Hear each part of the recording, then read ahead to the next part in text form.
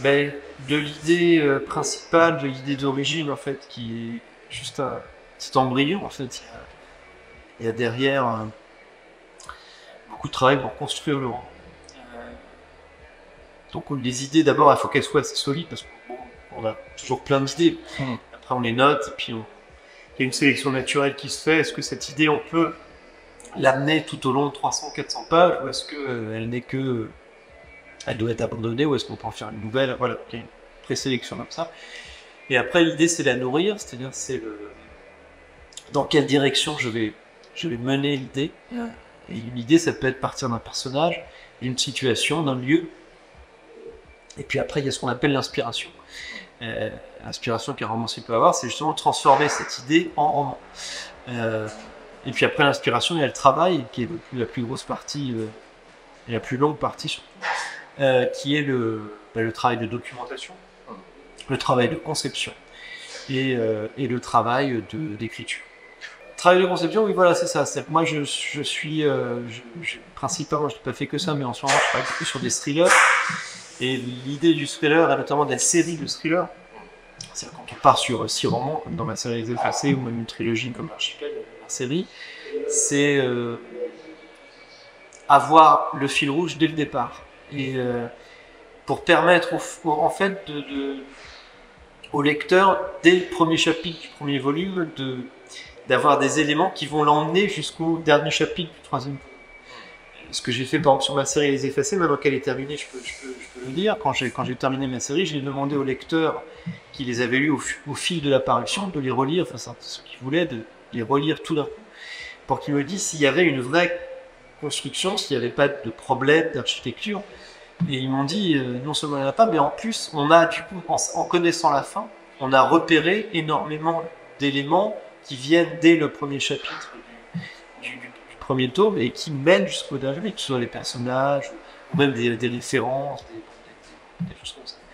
Donc il y a ce travail de conception pour moi qui est extrêmement important, de construction, de chapitrage. Et puis après, c'est ce qu'on va mettre dans chaque chapitre. Et là, c'est plutôt l'écriture, comment on va présenter chaque chapitre, ce qu'on veut dire dans le chapitre, et comment on va l'exprimer. Moi, j'ai pas le syndrome de la page blanche. C'est-à-dire que quand je me mets devant ma page blanche, je la remplis. Des fois, j'en suis satisfait, des fois, j'en suis pas satisfait. Que ce soit une phrase, que ce soit un paragraphe, que ce soit même un chapitre. Mais je suis pas quelqu'un voilà, qui me relie et qui voilà, me relie, qui change, qui relie, qui change, etc. C'est-à-dire que je préfère que j'écris, il est écrit dans un flow.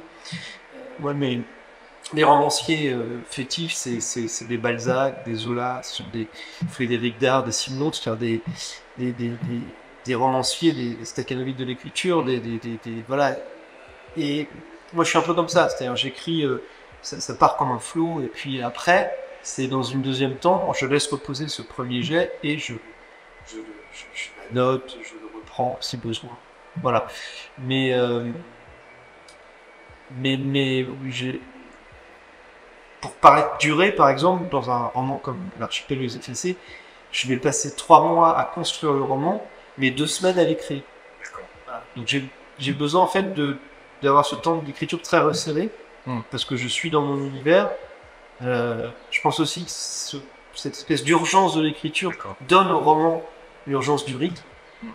Il y a le rythme de lecture après du lecteur, je pense, il est d'autant plus entraînant que le rythme de l'écriture l'a été. Et je pense que tenir une tension sur un livre, un thriller, en disant, voilà, j'ai mis 3 ans à l'écrire, et en fait, il y a une tension à la fin de chaque chapitre. Enfin, ça doit être tout à fait possible, mais moi, je n'y arriverai pas. Ça dépend des romans que j'écris. Mes romans, par exemple, Bibliothèque verte, pour les jeunes à partir de 8 ans, le chapitrage, c'est un tableau Excel avec chapitre 1, je mets la grande idée qu'il y a dedans, puis je me lance dans l'écriture. Pour les effacés, je me souviens du tome 4, qui est un tome qui se passe en 8 heures, qui se déroule en 8 heures, où c'est une prise d'otage, où il y a vraiment, donc il y a vraiment sur 400 pages, 8 heures, une prise d'otage avec tous les rebondissements et tenir l'attention, même si on n'est pas seulement dans un lieu, on va aussi ailleurs, mais là par contre, j'ai fait un tableau Excel qui était extraordinairement précis. J'avais heure par heure ce qui se passait avec des colonnes par personnage, Et donc là, on était plus dans... Il y avait même des morceaux de texte que j'avais déjà écrits lors de la conception et que j'ai réintégrés dans le texte final. Donc moi, j'ai pas véritablement de recette. Ça dépend vraiment du livre que je suis en train d'écrire. Ah mais complètement. Moi, je ne commence un livre que quand je sens que le livre, je l'ai en tête. J'ai besoin de l'avoir en tête. Je peux pas partir. Et je pense que c'est lié au thriller, mais pas que. Je peux pas partir. Côté, voilà, c'est mon côté peut-être un peu strict control, mais j'ai besoin de tout maîtriser en me lançant dans l'écriture. C'est pour ça que je mets beaucoup de temps en me lançant dans l'écriture, et c'est souvent une source d'inquiétude pour mes éditrices qui m'appellent 2 semaines avant la date de rendu de manuscrit, qui me disent alors, ça y est, t'as fini? Non, j'ai pas commencé. Et pourtant, 2 semaines après, elles ont le premier jet dans leur boîte mail, et après, et au fond, ça c'est l'expérience, il y a peu de retravail, parce que voilà, je commence à véritablement bien sentir en écriture et à concevoir. Donc, mais voilà, j'ai besoin d'une grosse période de préparation.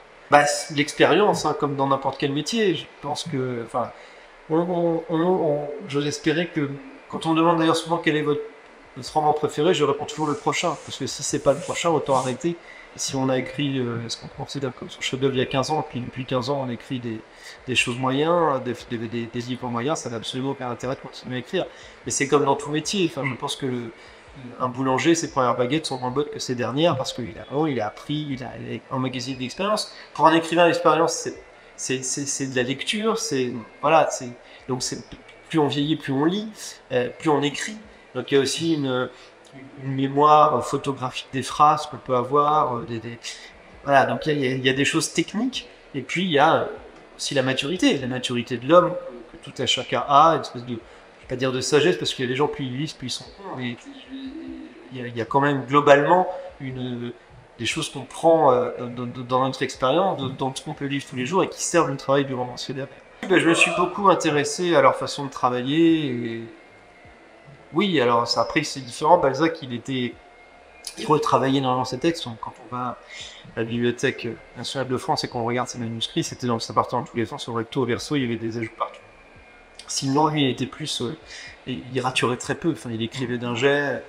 Il avait une manière très particulière de travailler que moi, je trouve intéressante. Enfin, des fois, j'aurais envie de le faire, mais après, ma vie familiale m'en empêche. Mais avant de commencer à écrire un roman, il faisait venir le médecin chez lui, le médecin auscultait sa famille, enfin, sa femme, ses enfants, il les auscultait lui, et si tout le monde était en bonne santé, il s'enfermait dans sa chambre, il avait taillé 12 crayons, il avait bourré ses 12 pipes, et il s'enfermait dans cette chambre pendant 12 jours, il écrivait un chapitre par jour, il n'en sortait pas, sa femme lui apportait les plateaux au repas, et à la fin des 12 jours, il sortait, il avait écrit son prochain Maigret, il avait besoin aussi de s'immerger comme ça dans ce qui lui laissait après bonjour.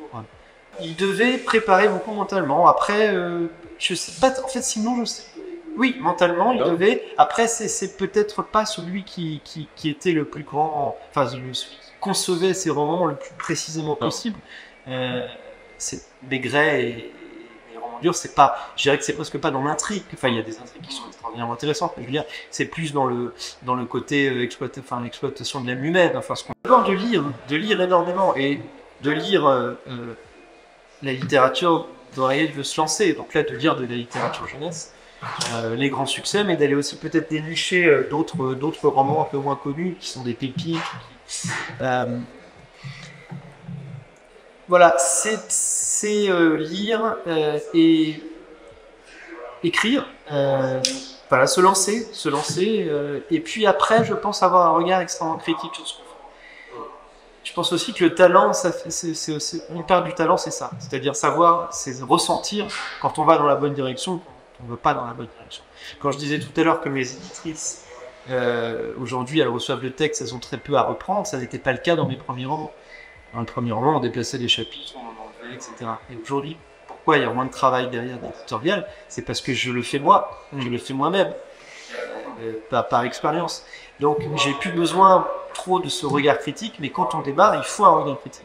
Donc, un regard critique qu'on a soi, si on départ, mais on va demander aussi à d'autres personnes, et donc sélectionner des personnes qui n'ont pas de lien affectif avec. C'est-à-dire, c'est pas la peine de donner à lire son roman, sa nouvelle à le frère, la sœur ou la grand-mère qui va dire oh, c'est génial, etc. Et c'est là où peut arriver le regard professionnel de l'éditeur ou de l'éditrice.